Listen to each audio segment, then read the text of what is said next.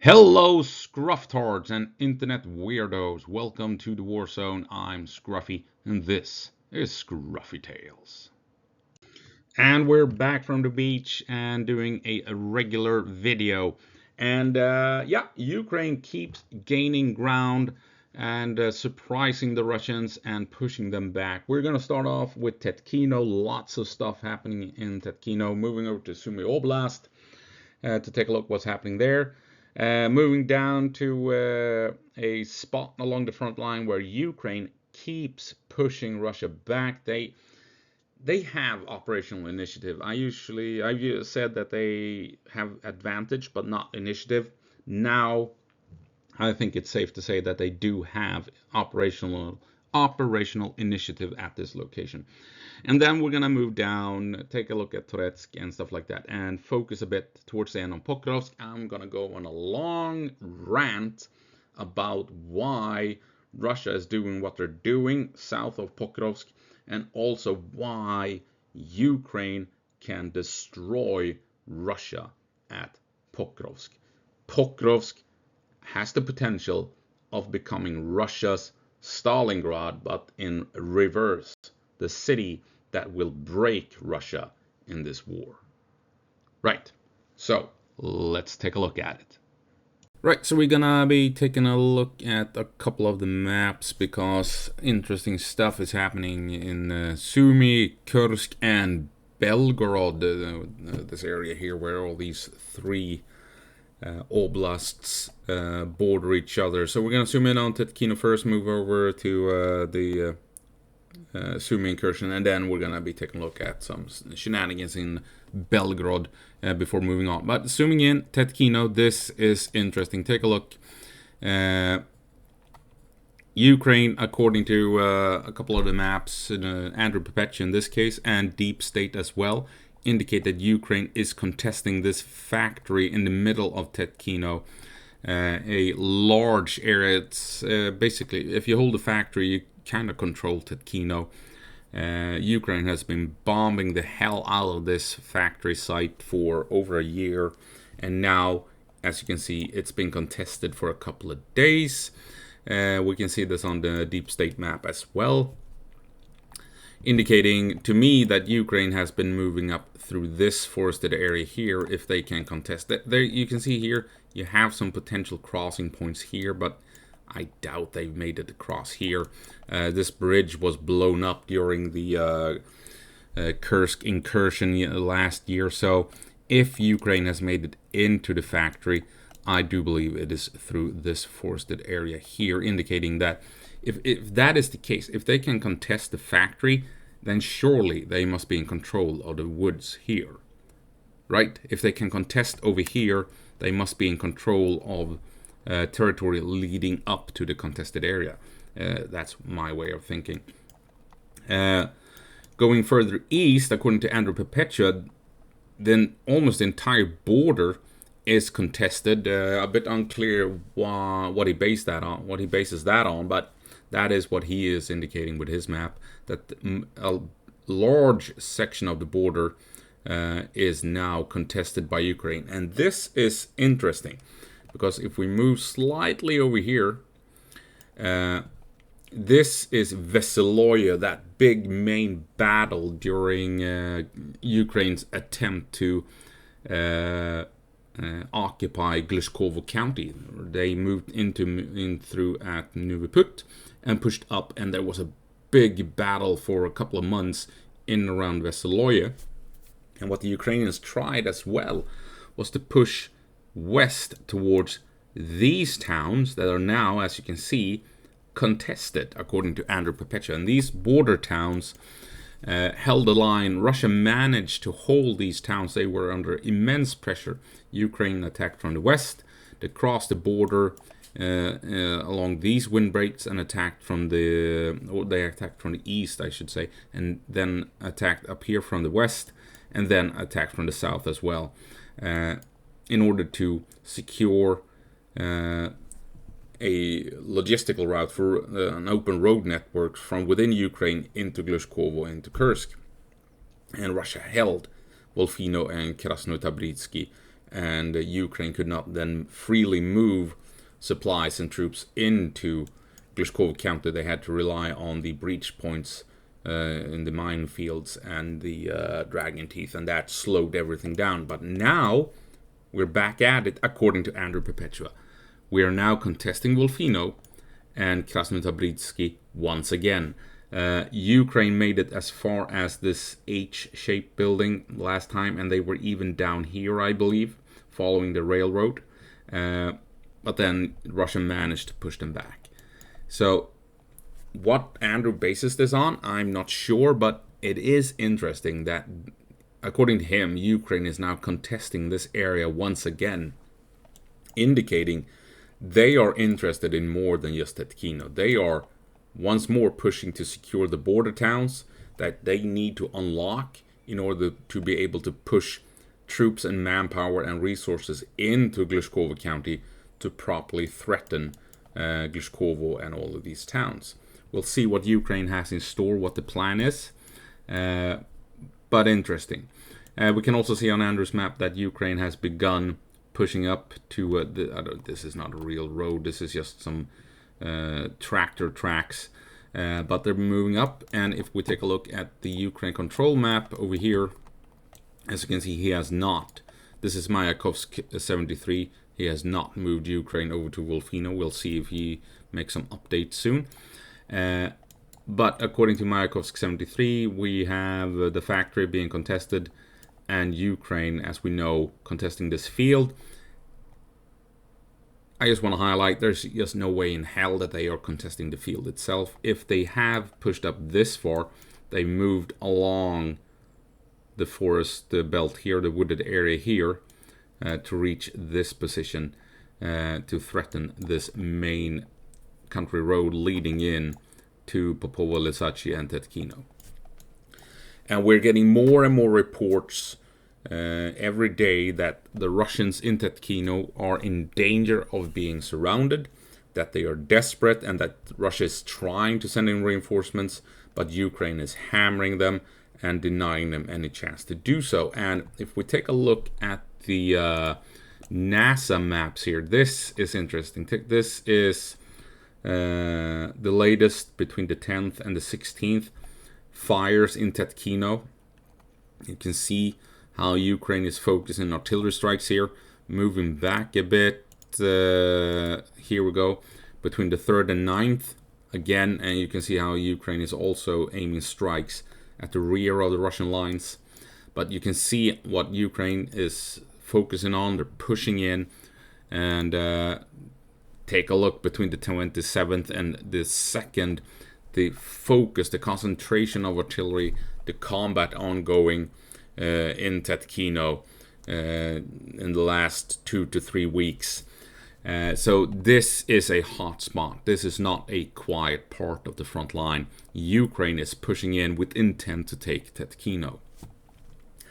And I think it's interesting. We're going to move over to Deep State to take a look at what I was talking about when all of these shenanigans in Tetkino began. So, Ukraine has some options.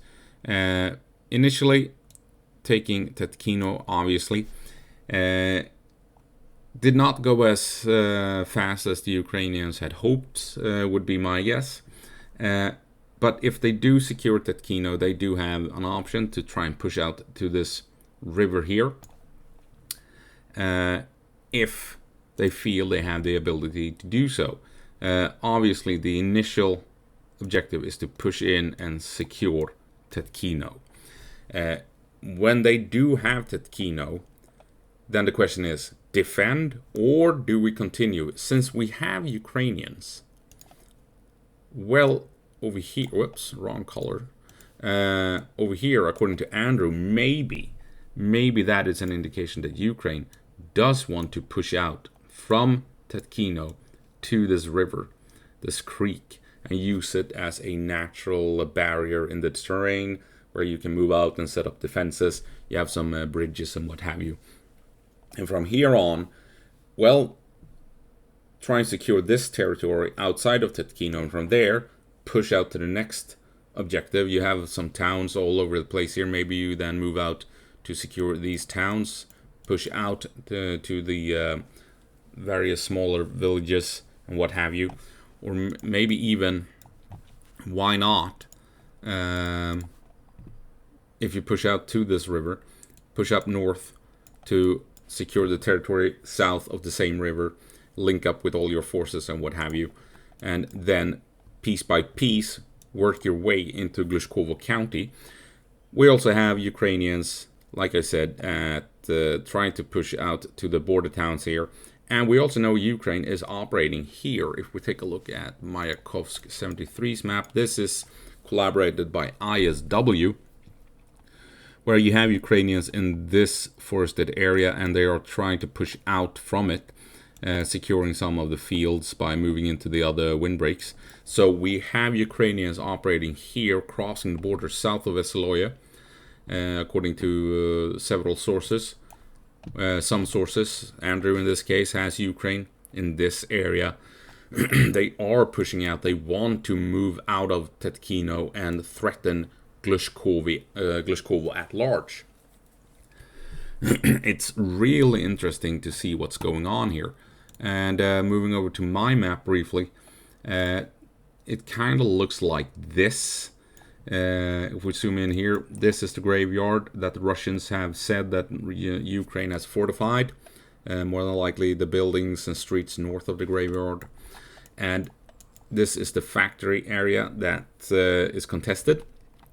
If it is contested, Ukraine has managed to move up to it. So I'm thinking this wooded area here is where Ukraine can more or less freely move through to contest the factory.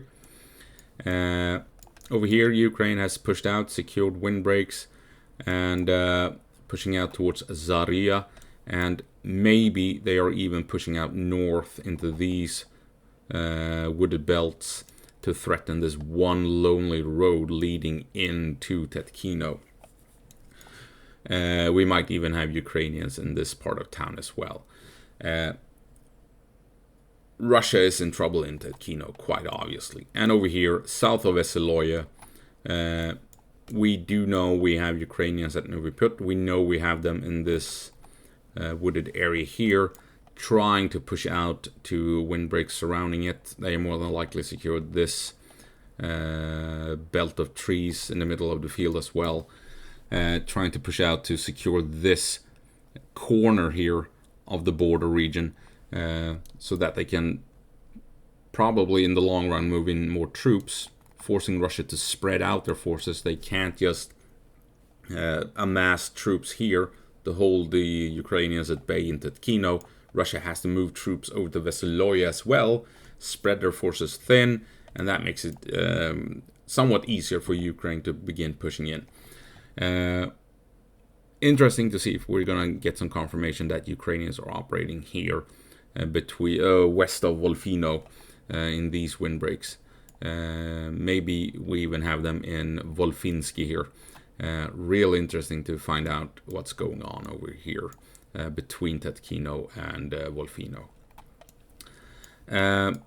The Kursk incursion, the Sumy Oblast incursion is, well, not much is happening. Yunakivka is still contested, Kindrativka is still contested, and not much is happening in between. Russia may have pushed in and secured some buildings in Yablunivka, but the front line is pretty much static.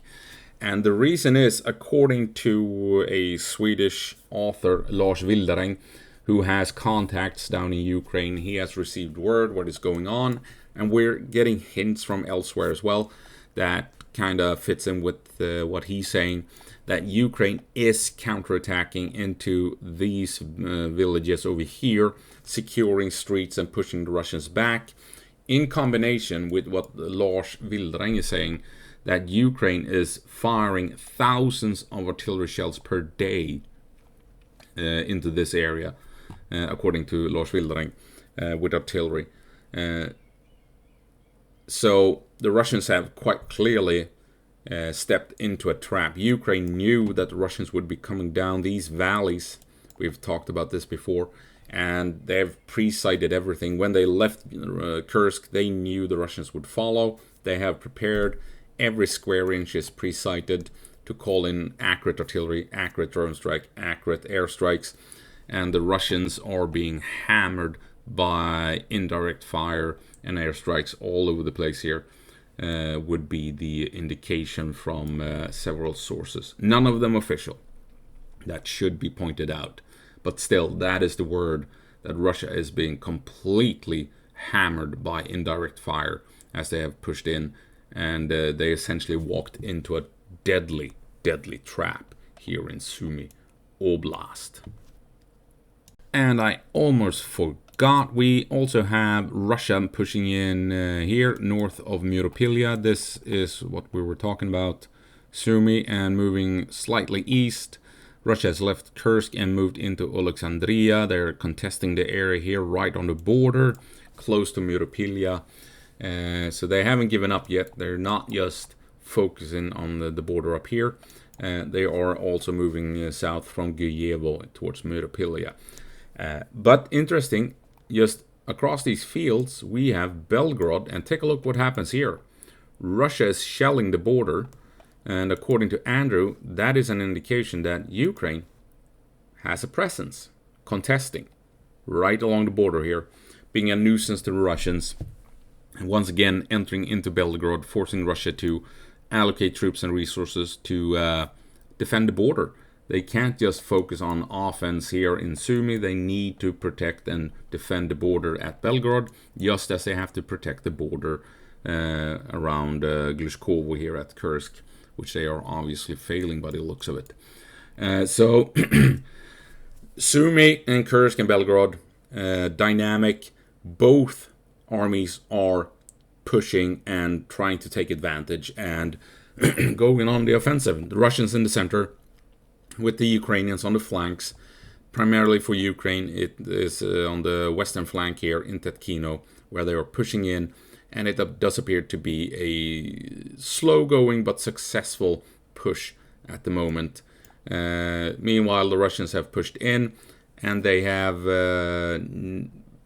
some initial success, but now they're being held back by Ukrainian artillery. But that's going to have to be it for Sumy. I think we're going to move down. Not much happening around Kharkiv or Kharkiv. Kharkiv. I've mixed Kherson up with Kharkiv. We're going to move down to one of the spots along the front line that I keep highlighting. Kupyansk, to the south of it. Russia has made some gains here at Vorichna, has to be said. Move back a couple of days here. Boom, you saw this. Absolutely, but take a look what happens south of Kupyansk here. This is the area I keep returning to. Take a look. Take a look here. Boom. More windbreaks under Ukrainian control. Russia moving in drones to counter Ukrainian pushes. This is where they are advancing. This is where Ukraine is grinding on, pushing Russia back. Pushed in up here. They reclaimed this hill. They pushed out of Bohuslavka into a forest, outflanked the Russian, forced them to fall back, pushed into town here, and has expanded. They followed the main road and then has expanded into these streets along the main road through town. And now they are advancing eastward steadily along these windbreaks, bit by bit, almost in reach, having reached this valley, almost having reached Lozova, and looks like they're preparing to liberate Lozova by the looks of it in the coming weeks. Very interesting what Ukraine is doing here, being able to push the Russians back in this section of the front line. Bit quiet. We have the sporadic Russian advance here and there, it has to be said, but I mean, overall, it is, as always, slow going for the Russians. Russia has secured the tactical pig farms at Popov Yar, south of Popov Yar, pushing out towards Shakove. Russia's trying to push in, but remember, this North of this town, you have high ground where the Ukrainians can look down into the valley here. And Ukraine does have the advantage as Russia's trying to push in along these streets in this small section of, in this small narrow town here. Let's see if we can show you. It's Pokrovsk, then it should be here somewhere. Yeah, this is all of this here is this area here, Yablonivka. Take a look here, what the Russians are facing. Ukraine on the high ground, looking down into town.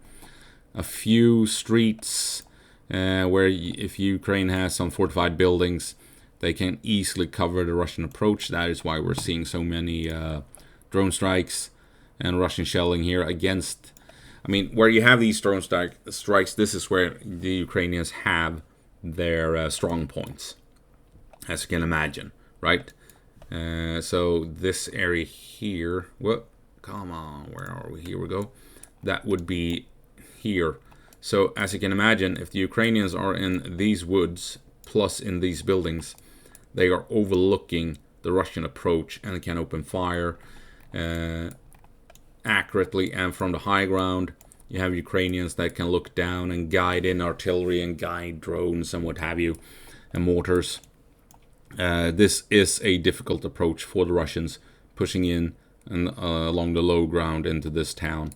They probably will succeed, but it's gonna cost them a lot of troops doing it, because this town favors the defenders, favors the Ukrainians to a very high degree, since the Russians have so few approach points, and those approach points are easily defended by the Ukrainians, and there's high ground overlooking where the Ukrainians can have guns firing down from above, and they can guide artillery accurately. So you have guns in these buildings firing at the Russians, meanwhile you have guns up on the hills firing down on the Russians.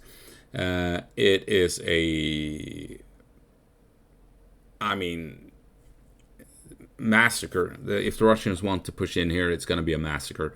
But the Russian commanders, they don't care about that, and that is why the Russians will in the end probably push through here at a very high cost of lives. Moving on then to, well, not much is happening at Pokrovsk and Myrnorad, but moving down to Bahatyr. You can see here how Russia is trying to move into Oleksivka. They've pushed past Bahatyr, pushing westward. They're coming up through Fedorovika, following River Solona northward here. And moving over to Mayakovsk 73, we see the same. They're pushing past Bahatyr, moving up through Fedorivka, and up here Ukraine has secured some windbreaks apparently. Awesome stuff. But overall, Russia is advancing, and I mean, how is Ukraine supporting Bahatyr at this point? If the Russians are, as the maps indicate, operating here in control, you have a river here, and Russia is also pushed up into Oleksivka and having some control over this bridge. How is Ukraine supporting Bahatyr? There might be a here you have a bridge, but still you're gonna have to go across all these open fields to reach Bahatyr. I'm thinking Bahatyr is under Russian control, or if there are Ukrainians in Bahatyr, they are on their own and isolated. I am not sure how Ukraine can successfully support Bahatyr at the moment. Looks like this is a ford maybe where you can cross, but yeah, Ukraine may be pushing troops across here, these bridges here across the Vovchad River, but how then do they move into Bahatyr without being hunted down by drones and what have you? I'm thinking Bahatyr was lost maybe a day or two ago, or there are Ukrainians there, but they are cut off and on their own. unfortunately. But yeah, not much is happening at Pokrovsk, but I think as soon as Russia unlocks Bahatyr and Oleksivka and can begin pushing west and securing these fields here, we might see a shift back to Pokrovsk from the Russians. And the reason is, well, like I've said multiple times, Russia wants to push out to the river, the Solona River here. And if they do that, then they can position artillery and what have you all over the place here. South of Udachne, Shevchenko, south of the river. And when they can do that, then they can properly support an assault north through Udachne and Kotlina here with proper artillery support. And they also have some logistics coming from Donetsk, coming through here to Kharkov, god damn it, wrong color, through Kharkov to Alexandrivka, or Andrivka, sorry, and from here, once if they do secure, which I think they have, Bahatyr and everything here, and can push west, then they can begin moving logistics to Andrivka here, and then use the road network here to support artillery positions all over the place. And also support the front line with logistics. And from unlocking this logistical route, artillery can be positioned, artillery can be supported, and the troops can receive all the ammunition and food, water, and reinforcements they need to continue this push north to the west of Pokrovsk. So, I mean, if we take a look here, weapons range, let's choose a self-propelled howitzer and use a Russian one. 152 millimeter self-propelled howitzer, awesome.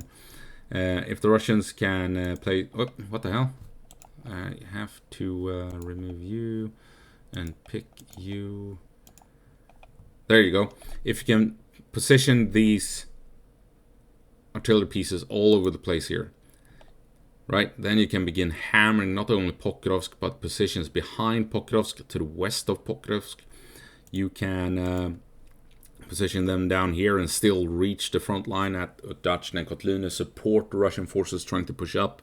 That is why it's so important for Russia to secure the territory out west to the river, so that they can properly support the assault on Udachne and through Udachne, on top of unlocking the logistical routes and capabilities by taking Andrivka, pushing Ukraine back, and then moving out logistics along the country roads.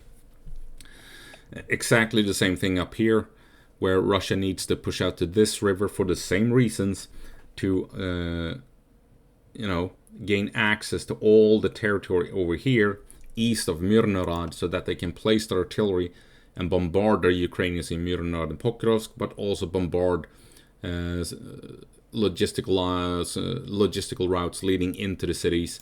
And if they can place them up here, they can begin to bombard support positions behind the enemy line and what have you. Reaching the Ukrainians behind Pokrovsk and Myrnorod, softening them up and making it difficult for Ukraine to support these two cities. Russia also has the ability, we're gonna do these lines, I've done them 1,000 times. There are a couple of logistical routes leading into these cities that the Russians are interested in. And they have cut several of them already. As we can see down here, when they moved up through Shevchenko, they have already cut 2 of the supply lines. They want to continue north to cut even more. There's like 3 or 4 supply lines that connect here in this area, where the Russians want to push in and deny Ukraine a chance to supply Pokrovsk from the west. And imagine if they have all the artillery down here, then they can support this push by launching artillery strikes all along the western flank, denying Ukraine a chance to push in and keep these logistical routes open. There's also connecting like so. Russia also wants to push up here. There's a town up here, forgotten the name of it, that if they reach it, then they cut this supply line. And reaching this area, then they can secure some bridges and potentially push in to cut even more supply lines if they can come in north of Mirnorod and Pokrovsk, reducing Ukraine's ability to reducing it further to supporting Pokrovsk and Mirnorod, on top of Russia potentially having all the artillery spread out over here as well, reaching important locations behind Pokrovsk and Mirnorod. So had Russia only moved out to Rodivka, Novorodivka, you can imagine all the artillery they have would be gathered in a very small area. They would have been easily hunted down by Ukrainian drones. It would have been easy to figure out which roads they use to move in supplies and ammo and fuel to these artillery positions. And the logistics would have been easily targeted. Now Russia can potentially spread everything out, making it harder for Ukraine to target the logistics, target the artillery pieces themselves, and this will allow Russia to more effectively support the eventual assault on Pokrovsk and Mirnorod. Russia can also spread out their forces, more hiding spaces, more basements to hide in. It's more difficult for Ukraine to inflict casualties with indirect fire, since the Russians have more positions where they can hide troops, where they can build up supply depots and what have you. So that is why Russia is pushing out to the river here. That is why they're pushing out to the river here. That is to give them the advantage to properly support the pushes on the flanks to outflank and surround Pokrovsk and Mirnorod. And that will, in the end, allow Russia to push in eventually to fight in the cities themselves. And Russia needs to do this. They absolutely need to move in and cut off the logistics, because if they don't and they attack into Pokrovsk while Ukraine still has a couple of logistical lines open, Pokrovsk is where Ukraine can well and truly crush the Russian army. Now, why do I say that? Why do I say that Ukraine can crush Russia in Pokrovsk and Mirnorod? Why does Ukraine have the opportunity to win the war in these two cities? It is because in 2024, Russia mainly fought out in the fields, out in these smaller villages and towns. And in the entirety of 2024, Russia secured 0.5%, roughly, of Ukraine. 0.5, 0.6% of Ukraine in the entire year. And it cost them around 400,000 troops, dead and wounded. 12 months, 0.6% of Ukrainian territory secured, 400,000 casualties, dead and wounded. And out here, you usually say, according to conventional wisdom, you need a 5-to-1 advantage going up against fortified positions. So all of these windbreaks are fortified. You have trench lines, foxholes, bunkers. These smaller villages have troops hiding in every basement and what have you. So a 5-to-1 advantage. And Russia secured 0.5% with 400,000 casualties, pushing through this type of terrain. Very costly war, very costly campaign. The Ukrainians are defending themselves expertly, right? So what happens if Russia enters a city like Pokrovsk?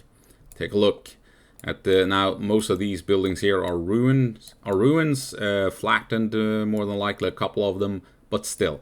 In an environment like this, urban environment, you say that the attacker needs not a 5-to-1 advantage, but a 10 to 1 advantage to effectively push through these buildings. And as you can imagine, I mean, if you have a high-rise building, pushing in here where every room in each of these buildings is a bunker. I mean, these are concrete buildings. Every apartment is a bunker.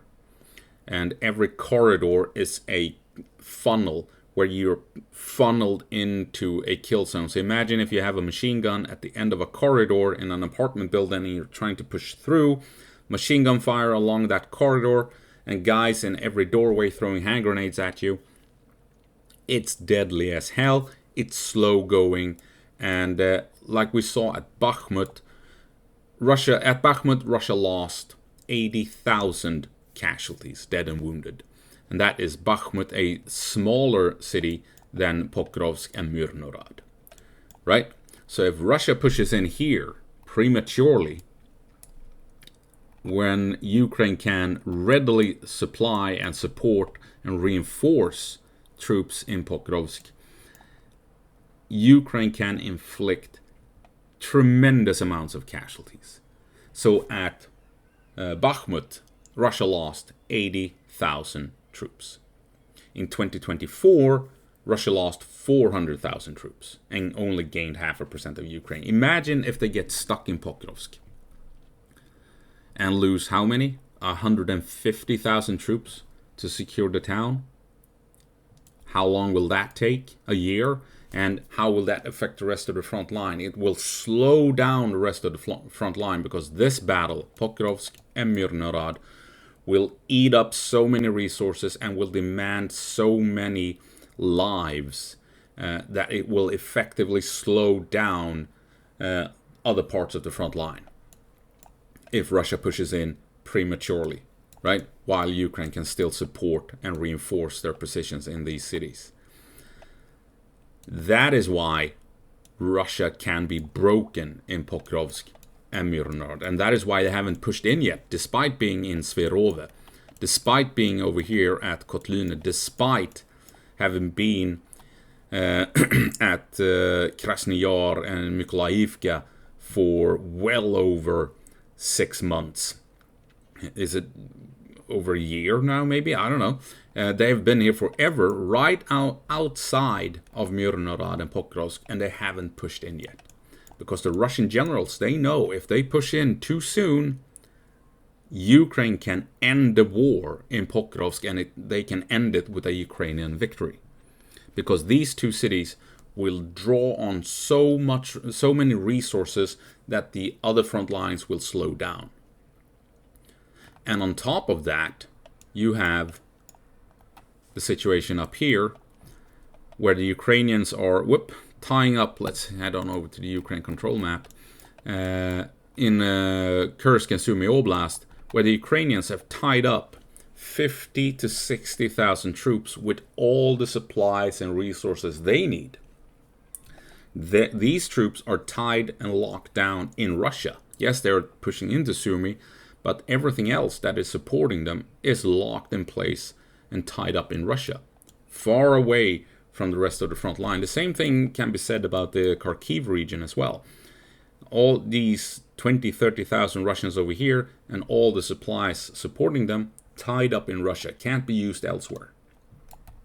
So these two campaigns here, or operational areas, has drawn Russian resources away from the war in Ukraine and tied it up in Russia itself, can't be used anywhere else.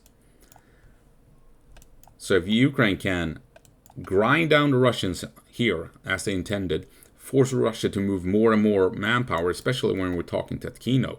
I mean, Russia will have to move troops over here and resources to help out with Tetkino. That will also reduce the amount of troops and resources available along the entire front line. So add in Kursk, Sumy, Belgorod with a potential battle in Pokrovsk, and you quickly realize that if Russia pushes too early at Pokrovsk, everything else will slow down, and the only thing left is for Russia to fight in Pokrovsk and Myrnorod, and this is where Ukraine can begin to grind them down. Remember, Russia needs at least a 10-to-1 advantage. And that was before drone warfare.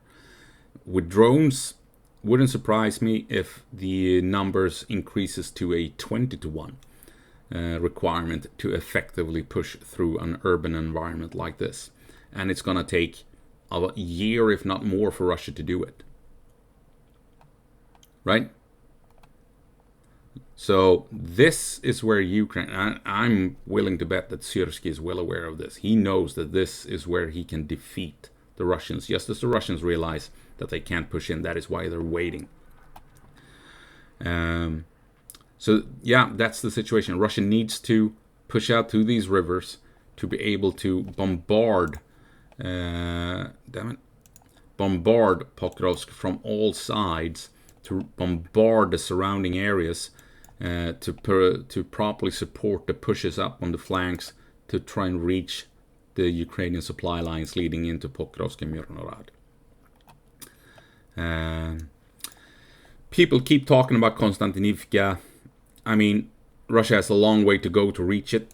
They are right outside of Pokrovsk. Why would they? I mean, yes, they're pushing up here to flatten the front line at Toretsk, but pushing into this is an even worse hellhole than Pokrovsk. If we move over else, because the urban area is just so dense. Let's see here where we are at. Sorry for the confusion. Here we go. Konstantinivka. Take a look at this. If we zoom in at the urban areas here, I mean, if Russia gets stuck here in Konstantinivka and then trying to push into Usukove or Alexeyevko to cut supplies, really? I mean, seems like if Pokrovsk will be where Russia can be crushed, then they are guaranteed to be crushed at Konstantinivka. At Pokrovsk, they at least stand a chance of cutting supplies into these two cities. Not so at Konstantinivka. Ukraine can defend the supply lines leading into this town due to the fact that you have urban centers, urban areas all over the place here. So no, I don't think Konstantinivka is the end goal here at the moment. What Russia wants to do is to surround Pokrovsk and Myrnorad. And what Ukraine wants to do is for Russia to move in and fight here, because this is where Ukraine can win the war. Now, if you want to double check if I'm consistent or not, how about I provide you a link to a video I made on the 27th of August 2024. Pokrovsk will become Stalingrad 2024, and I thought Russia would enter the city last year. Did not happen. In that video, I do talk about the exact same things as you can see here. The supply lines leading into Pokrovsk, how Russia needs to push out to cut them. Otherwise, Pokrovsk will become Stalingrad, showing it here. How Russia managed to fight off the Germans by having a single supply line open into the parts of the city that they held. I also point out that in a very short amount of time, half a year, Germany lost 500,000 troops and Russia lost 1 million troops in Stalingrad. And that is why Pokrovsk can crush the Russians. The Russians don't have the manpower to push into a city like Pokrovsk and Myrnorad if Ukraine has open logistics. They only need one logistical route leading into Pokrovsk to destroy the Russian army at Pokrovsk. And then on the 10th of December, I made another video, why Pokrovsk will become Stalingrad 2025. Talking about the exact same things, realizing though that no, Russia will not enter Pokrovsk in 2024, thinking they will enter in 2025. And I'll be honest, I'm not so sure they will. I think Russia will enter Pokrovsk in 2026. It will not happen in 2025. Sticking my chin out. I'm telling you, 2025, Russia will not assault Pokrovsk or Myrnorad. they will still struggle to come around on the flanks, reaching those crucial supply lines. Interesting though, in this video, I will try and remember to provide a link. I am talking about Udachne and Kotlyne and the defensive lines that the Russians have to push through to reach Kotlyne and to reach these supply lines. And in this video, I predicted that Russia would not be able to push past Kotlyne and more specifically Udachne. And well, they reached Udachne, they reached Kotlyne, but did not push beyond. So I was correct in that prediction. But yeah, so I'm making another prediction. Russia will not enter Pokrovsk or Mirnorod in 2025. They may begin those assaults, maybe in 2026. Yeah, that's gonna have to be it. And yeah, that's it. I'm gonna have to end the video on that note, and I hope you found it interesting. I hope I'll see you in the next one. As always, go på marsch Ukraine and give them hell.